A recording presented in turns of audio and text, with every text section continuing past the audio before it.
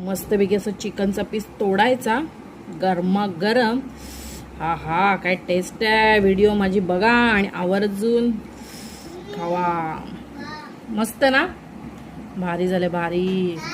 आज आपण बनवत आहोत चिकन पासून एक मस्त रेसिपी मुर्ग मुसल्लम. तर मी अर्धा किलो चिकन आणलंय. आता ह्याला 3-4 पाण्याने चांगलं वॉश करून घेऊया.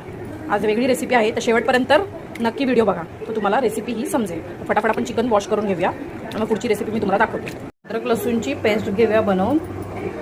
आलं घेतलंय आणि आपली लसूण, त्याला पेस्ट करून घेऊया बारीक. तर आपण इथे 4-5 कांदे घेतलेत, उभे उभे स्लाइसमध्ये कट करून घेऊया आणि आपल्याला हे शॅलो फ्राय करायचे. तर फटाफट मी हे कांदे कट करून घेते. कांदा कट करून झालाय आणि इथे आपण कढईत तेल गरम करायला ठेवलं होतं. तर आपण आता हा कांदा टाकून फ्राय करून घेऊया. शॅलो फ्राय करायचा आपल्याला, लाल कलर येईपर्यंत. आपला ब्राऊन होतोय हळूहळू. कांदा असं ब्राऊन करून घ्यायचं आपल्याला. तर मी घेतली आहे एक सुक्या खोबऱ्याची वाटी, काजू आणि 4 मिरच्या. तर आपण हे याची पेस्ट करून घेऊया मिक्सरला, बारीक प्युरी.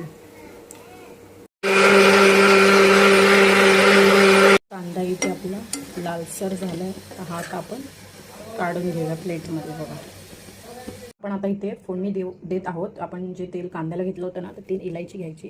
ती गरम तेलात टाकल्यानंतर आपण चिकन टाकून घ्यायचं व्यवस्थित.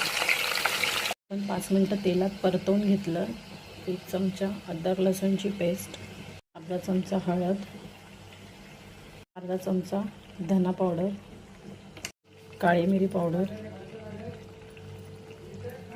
अर्धा चमचा लाल तिखट, काश्मीरी लाल मिरची पावडर. त्यानंतर दही फेटून घेतलेला, त्यानंतर पुदिन्याची पाने, त्याच्यानंतर बारीक चिरलेली कोथिंबीर. कांदा घेतलेला ना फ्राय करून, तो असा हाताने तोडून घेऊया. तो कांदा पण ह्याच्यात असा टाकून देऊया. मिक्सरमधून आपण वाटलेलं ना सुकं खोबरं, काजू, ते पण आपण ह्याच्यावरती टाकून घेऊया.